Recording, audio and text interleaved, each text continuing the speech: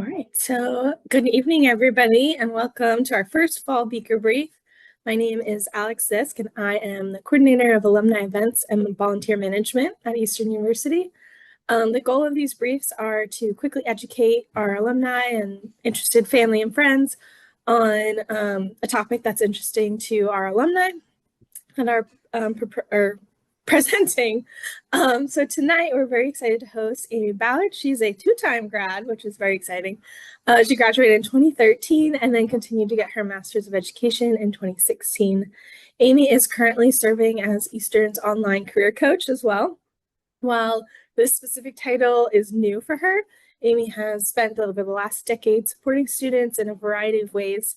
She has experience with adult learners in high school and equivalency and language programs, and then tutoring in their writing courses and training students of all levels to better enhance their professional development.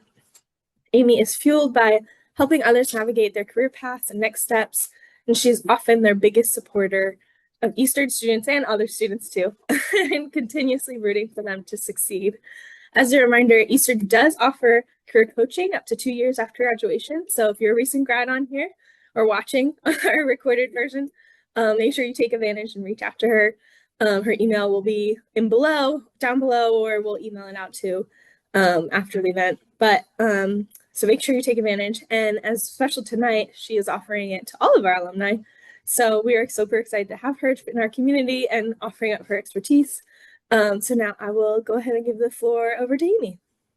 Okay, fantastic. Thank you so much, Alex. That was a kind introduction. I'm realizing the extra pressure of writing that introduction, sending that information over to you, which you put together beautifully when I'm talking about telling a story tonight, and particularly around a career. So thanks for capturing that so well tonight and telling that story for me. So like Alex said, I am a twice over Eastern grad. So it's great to see other alumni tonight, or if you're watching this recording later, really glad to be able to connect in this way with the Eastern alumni community. And it's one of those funny things where, my exact title has been online career coach here at Eastern, kind of coming back to the homeland of Eastern, if you will, after years of doing some other work. But I felt like that's been part of the work that I've done for a really long time. I've been working with adult learners in a lot of different capacities. And the reality is that whenever we're learning something new, there's always a tie-in with work or some kind of outcome that you want out of that. And so, when I'm talking to a lot of our population at Eastern now, which alumni, I don't know if you know, but we have a huge online population of adult students who are coming back for undergrad and as a non-traditional learner, people who are coming to grad programs, and they're all coming with some sort of vision in mind, and it's really inspiring, and it's growing our alumni community a lot. And so it's really wonderful to watch happen and to be a part of right now. So with that, I really enjoy getting to be in this role of online career coach and to kind of tell the story of what it means for each of us to get to kind of own what we have done and been through and learned, and all the different positions that you've held or wherever you're headed next, and put that into something that is marketable in the career world. So with that, this might feel relatable to some folks, but if you were to maybe have to draw a picture of your career path, it doesn't usually look like what maybe you or I were told it looked like. My parents are baby boomers, and so they very much had a vision of like you pick a company and you stay, and there was kind of you move up, maybe there will be a management position and you get there. The reality is that a lot of us don't have that career path anymore. It's been true for, a long time, longer than I think we've been acknowledging it. But now I'm acknowledging a lot more of what has been kindly named by a few different groups the squiggly career, where you're just moving around to different places. And so this is often when I look at my career path and think of the different places I've been, different things I've done, sometimes I look at it and I'm like, does it look like this? Is it just a squiggly line going through the world? And where am I right now? I'm not sure. But I love getting to connect the dots and figure out like what were the things that took you from one point to the next? Because really, in your story, you're thinking about all the different steps, even though they might not look like a plan that was laid out in a book for anyone or in a course catalog. they did take you from one place to the next and ultimately led to your unique path. And that's a great thing. And that's the story you get to tell. Right. So I'm going to start with the elephant in the room because as a career coach, unfortunately, they actually don't give us crystal balls right at the beginning of the work. I really wish they did because we all are wondering what's going to happen next. Should I be taking this step or that step? Which industry is going to grow? What are we anticipating? How will this change in the world affect my plans for this in 6 months or in 10 years? Lots of questions floating around. And a big one right now is what is going on with the job market.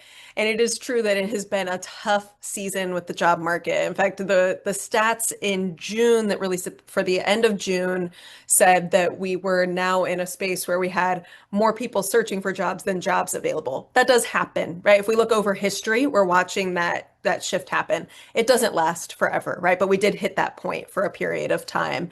And so a lot of people are wondering, like, well, what moves should I make? Should I make a move at all? Right. And those are all personal questions that I do in more of the career coaching one-on-one side that we can look at depending on circumstances and other things going on.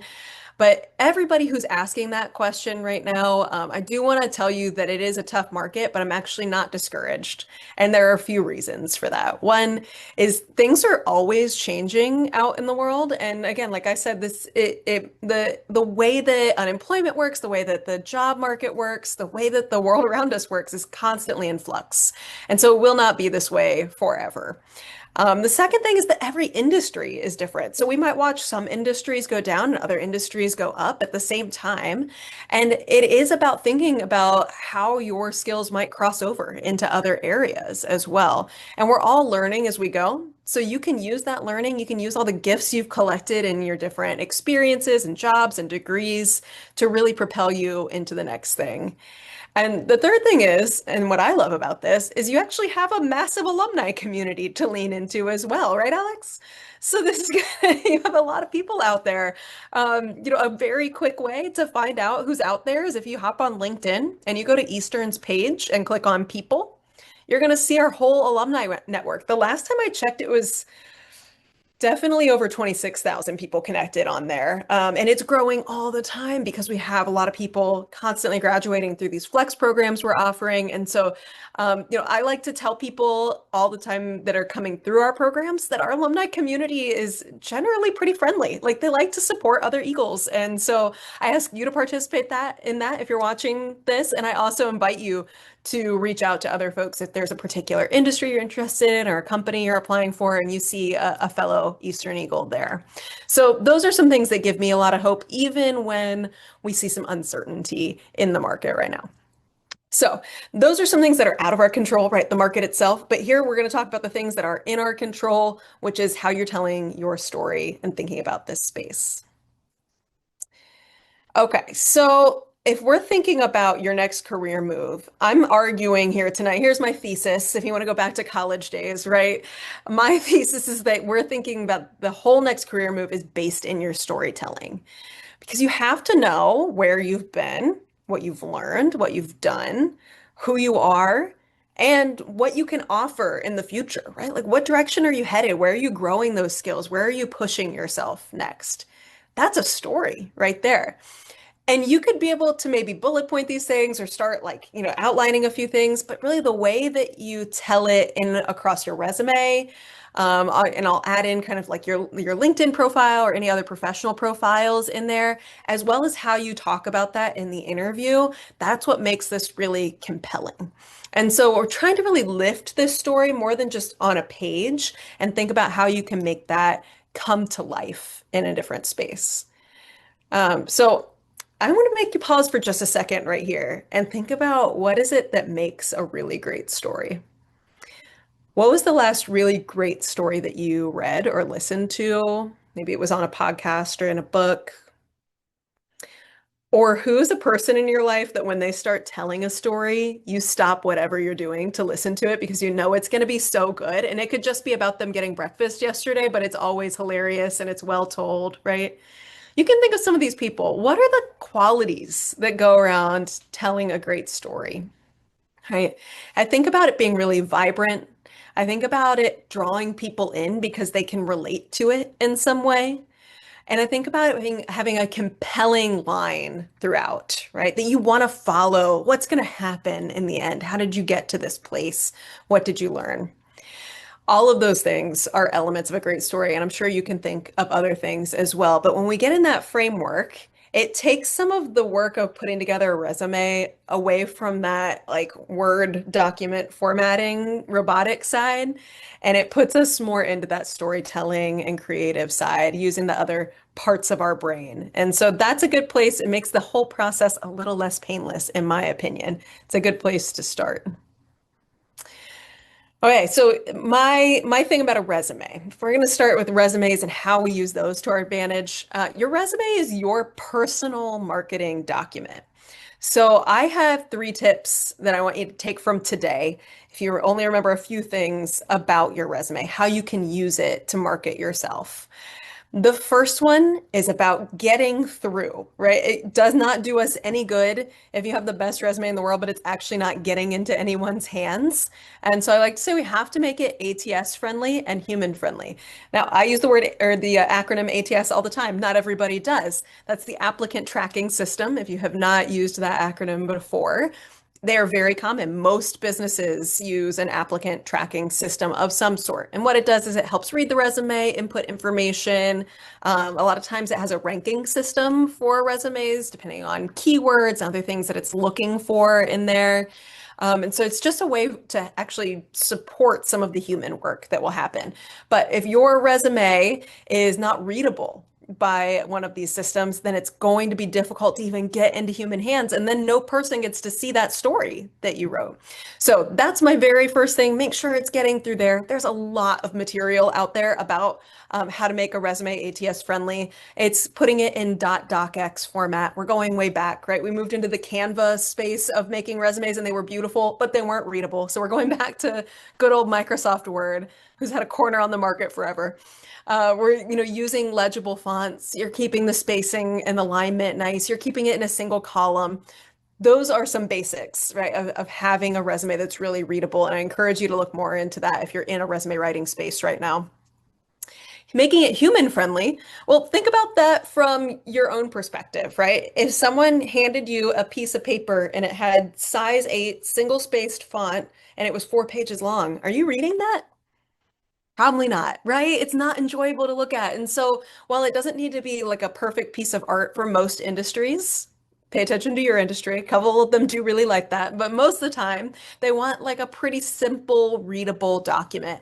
A resume should be 1 to 2 pages. If you have enough experience, 2 pages is fine. Should not go beyond 2 pages. And so it's really thinking about the key information to put in there and how it looks to the human eye. Take a step back and look at it like you're admiring a fine piece of art and say, would I want to read this if it came to my desk? That's a good check. And you can ask your friends too. Just invite some honest feedback on that. So being consistent with that is important. So that's my number one thing, right? Making sure it gets to a person, get through that ATS, and then that it looks very nice and presentable when it gets to a human hand as well. The second thing that your resume can do for you, and makes it a great marketing document, is that you can use it to translate your experiences from previous industries and roles into the language of the industry where you're headed. So this can mean taking work that you've done on the ground in a particular company and translating it into words that management of that same company want to use and hear and understand, right? What did you accomplish? What kind of goals did you do? What kind of contributions did you bring to this company? It can also mean if you have been a llama farmer for the past 14 years and you now want to get into data science, that's wonderful. We need to think about what you did in your llama farming career that's going to translate into the data science world. And there are a lot of transferable skills. But if you just write down that you were shearing llamas all day, right? That's not going to translate. And so you have to think about what it is that you were doing that works over there. You probably had a more business side of this. You were analyzing the market around llama fur sales, right? And so you had to think about what that looks like in a data context and how you were using that information. So those are important things to be thinking about. You don't want to just tell the story of the past. You want to take the story of the past and tell it in the terms of where you're headed in the future there. The third thing is your resume, this big announcement here, please take this home with you, is not a legal government document. Now, here's the caveat. If you're applying to government jobs, I want you to be really stringent about your resume. That is important. That's kind of a different sector to talk about. But for most of our purposes, your resume is, again, your personal marketing document. You do not have to list every job and every task and every single thing that you did. It's really a way to say, here's why I would be a good fit for this next position. And so you're going to highlight your best of the best. This is like your showcase on your resume. You're going to highlight the contributions and the achievements that you've had, what you are able to bring to the table. You're really thinking about this again as I want to show you what a great job I can do in this next position, and I would like to be considered for that. And so don't feel like you have to write down every single thing. Pick the highlight reel for your resume. And anywhere you can include things like statistics, numbers, that'd be great as well. All right. Another big question that I get all the time is AI and career coaching and writing resumes and writing cover letters. I'll throw out the question to the group here. Can you tell when something is AI written? Are you starting to get the eye for it a little bit? So can employers, right? You can kind of tell like, huh, that felt a little bit off, or it was a little just kind of like dry, neutral, right? You look at it, you're like, there's nothing wrong with this. The spelling is immaculate. Maybe a lot of like extra punctuation I wouldn't normally see or something, but you're kind of like looking at it like it's fine, but it may not have the same personality. AI is such a great brainstorming partner when it comes to writing a resume or doing a lot of this work that we're doing. But if you try to tell it to write your resume, it takes all of that story out and it really can't capture the uniqueness of it. And so when you have a pointed question for AI, like maybe you're looking at a job description, like, I wonder which of these, what are the top 10 skills they're looking for in this job description? That's a fantastic way to get it. And then you say, hey, here's what I have listed in my skills section. What am I missing? And you can do a little comparison. Great way to use AI for the writing, but we want to be careful about taking your voice out and letting AI replace that because it is noticeable. It's not very inspiring. And again, your unique touch that's going to set you apart in a more challenging market, especially, is missing from that. And so those are a few of my tips around AI. Again, great tool, not a great writer in this situation. Okay. The interview side of things. Let's move into that space. If we're thinking about your best interview yet, where can you go? How can you prepare for that?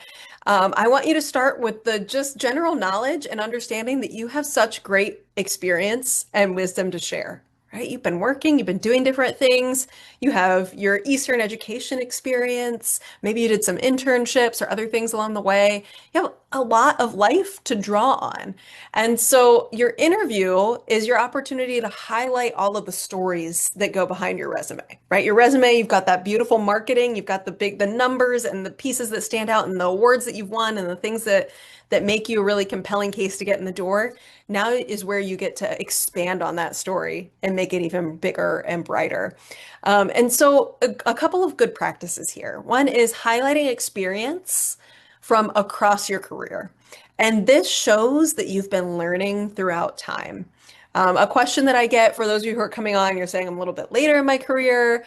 Maybe you are making a transition or you're trying to move up in your company, whatever it looks like for you right now. And you start to worry about like, should I put my graduation date on my resume and asking those kinds of questions? The benefit that you have with age is that you have so much growth that you've gathered across your career, so many different people you've worked with, so many different positions you've had, that you're bringing a wealth of knowledge. And so an interview is an awesome place to use that to your advantage and really highlight the experiences that you've had and demonstrate that growth from across your career. And especially if you've been in different industries, different settings, show that you know how to navigate all of those different places. The second thing is translating what you've done into what you will do. So before you go into an interview, thinking about what is it that they really want out of their next candidate? What are they looking for this next person? And how do I translate the work that I've been doing in the past into what you'll be able to do for this company in the future? So make that clear for them in your storytelling. And we're going to talk about the practice of storytelling in just a second here, how to actually do that. The third thing is reiterating your enthusiasm, right? So I just don't want to miss this piece. That's also part of the being like a memorable character in the interview process, right? Is following up and saying, I am so excited about the possibility of this position. It was great to talk with you today. Say something specific, right? Don't have AI write your follow-up thank you. You want to say something specific about what happened that day. I really loved the story that you shared about when you started working there. Something personal to the people that you were working with, the interviewers there. So that's a great opportunity for you to follow up. Okay, I'm sure that this has come up at some point in your life, right? But if you're thinking about preparing stories for the interview, interviews actually really aren't the place to wing your stories. Even if you're a great storyteller, like you're going out to, your cousin's wedding and you're sat next to like an aunt on the other side and you just went over the whole table with your stories. That's wonderful. Interviews aren't a time to just count on your charm for that, right? You want to actually prepare some stories that you have. So I encourage you to bank your stories. Save your greatest hits somewhere. Think about like the common questions. What's the time that you overcame a challenge at work? When's the time that you dealt with someone at work that it was really difficult and you had to navigate the conflict in the workplace? What's your greatest strength? What's your greatest weakness, right? Think of stories that tell about those things so that you can share those in the moment. That storytelling will set you apart. In an interview storytelling, this is a pretty common structure to use. And the reason is it really keeps everything on track. It keeps it short and it keeps it very clear into what you're trying to answer. It's the STAR method. It's situation, task, action, result. What was the situation you were addressing? What task were you given in that situation? Whether it was, oh, hello, balloons. Whether it was to yourself. Zoom always has surprises. Whether it was to yourself or whether someone else gave you that task, what action did you take and what result came out of it? Right. So if you're trying to think about what was that challenging task you were given at work and how did you handle it, or how did you handle a really stressful situation? There you go. Situation. Here's my situation. This is what I had to do. This is how I did it. And this is the result that came out of it. And the more you practice those stories, the more polished they get, the more exciting they get, the more you can tell them with confidence. And that really, really makes those things memorable. All right, I want to give you one little bonus piece of advice for today, which is thinking about using magical questions in an interview. You really want to stand out, you want to have like a great conversation with other people. It's about telling your story and it's also about inviting people into the story, right? When you invite somebody else to share about what's going on with them or what experiences they have had, this is an opportunity for them to really remember you and to see you as someone who can be a part of their team, contribute to the culture of the workplace. And so I want to use what are called magical questions. This is from Priya Parker. Priya Parker wrote a fabulous book a few years ago called The Art of Gathering, and it's just a fantastic coach and presence and writer about what it means to gather well together. And she defines a magical question as both interesting to each person to answer and each person would be curious to hear everyone else's response as well. And so I think this is an excellent, excellent tool if you're in an interview. I want you to imagine with me that you're in maybe a final round interview and they brought in the team. There's a panel of people asking you questions. They want to get kind of the vibe check on who you are and how everybody else on the team is perceiving you, see if you might be a good fit. They say, "Do you have any questions for us today?" Oh, yes, you do, right? Definitely. You always come with questions for the team. Always come with excess questions. So you're not like, oh, you actually answered my questions today. Nope, nope. You're going to come with like 20 questions ready to go. So you can take your pick. You know they won't have answered all of them. And even better if you can bring some open-ended ones. So we could ask something like, what's something about working here that surprised you after you joined? Could be good or challenging. And you know what? Everybody on the team is going to be like, oh, I wonder what Alex is going to say. What was surprising to Alex, right? So suddenly it's not just about you and it's not just about any one person. It's not just about the job. It's about the whole team. And you get a lot of great information from that as an interviewee because you need to know if this is a good fit for you too. And they get an opportunity to connect in that moment. And you say, you know what? When was the last time you felt really proud to work here? What happened? I wonder what stories would come up. Or, what's something that surprised you about working here after you first joined? that invites people to really ask some different questions and to participate in the conversation in a totally new way. So, magical questions, one extra tool to make you an excellent gatherer of people, storyteller, all in this process, and really be a standout person. So, with that, the beautiful quote by Ira Glass today: "Great stories happen to those who can tell them." Oh, I love that. Ira Glass as a journalist and speaker is, well versed in that. But I think we all have the opportunity to participate in that, telling our own great stories. And the workplace is just one place that we get to do that. But since we spend a lot of time there, great skills to hone. So thank you for joining in this tonight. I want to make sure that you have access to my email here. If there's any questions that are coming up, like Alex mentioned, I am here to support alumni as well for 2 years after graduation and continue services. So if you graduated within the last 2 years and you'd like to have a conversation about where your career is headed or just get in touch about some resources, I'd be happy to do that, as well as any current students. And then my LinkedIn is also on there. I'd be happy to connect there as well. And on behalf of me and the Center for Career Development, I'm so thankful for our alumni community and for this opportunity to share. Yeah, thank you so much, Amy. Do we now open it up for questions now, if anyone has any? You can put them in the chat or in the Q&A. I'll have both open. I kind of have a question. I have friends and family that are struggling in the job market and they're going on interviews, they're interviewing, they're sending their resume in, and they're feeling discouraged. I'm sure you see a lot of people that are discouraged. So what are things that we can tell them, or how do you keep their head up in the search in the low part of the curve of the career? Yeah. Yeah. Well, I think like any difficult experience, it's important to figure out what they're looking for because different people are looking for different things, right? And so some people really might just need you to listen and say, wow, that is really hard and really terrible right now. Mhm. I'm so sorry you're going through that. And other people want to hear your advice, right? And I have grown to believe it's actually a totally fine thing to ask someone in the moment, like, I'm thinking a few things. Would you like advice or would you just like me to listen right now? Right. And just kind of checking in with folks first. If they are looking for advice, as a career coach, sometimes people will ask me like, well, what about if in this specific industry, in this specific career, there are specialists out there that do help with a lot of different things. So if you find somebody who's really just up against a wall and they're not sure where to go next, following one of those specialists on LinkedIn, that's a free way to get that information. And then there are also, different services that you can go and connect with in groups or coaches that you could pay for as well. But that is one way to just kind of get connected and get a feel in the industry. Over and over and over, what I hear from hiring managers is, just get connected with somebody in the company, and that really has been the truth forever, and it continues to be the truth today.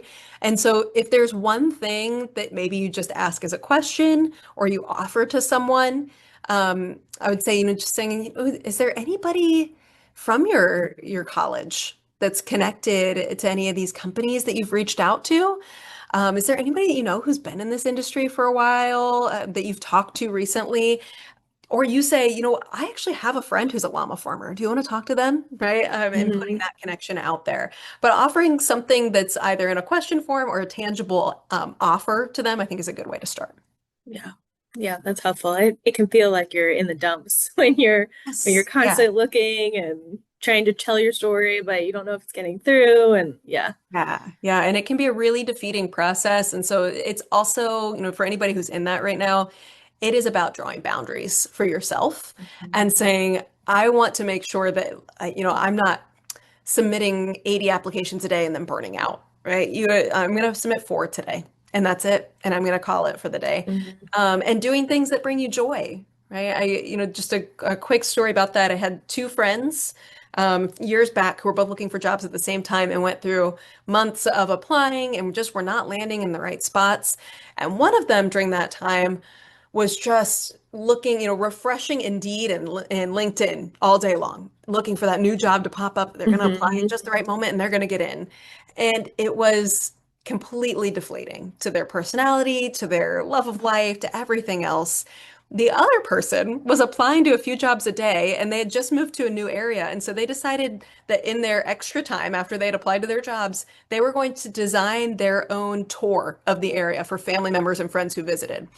And they were so full of life. And you know where that Hmm. shows up? That shows up in your application process. That Hmm. shows up in your interviews. That shows up when you talk to people and you're trying to network and find out about jobs. And so it was really worthwhile for her to put that energy into something that looked maybe unproductive in the moment, but actually was a gift to her family and friends, was a gift to Yeah. her, was a gift to the job search. Yeah. I mean, there's definitely power in a positive attitude. Absolutely. Mhm. Absolutely. Awesome. Well, I don't see any questions popping up. Um, so thank you everyone for popping on. I'd like to do a special thank you to Amy for sharing her expertise and coming on. And make sure you keep an eye out for our next speaker brief. Next week is homecoming too. I'm sure you can find there's virtual events and there's Yes. in-person events. So make sure you take a look on the website and see what fits your schedule and come on out. But thank you, and I hope everyone has a great rest of your night. Thanks so much, Alex, and thanks everybody for coming.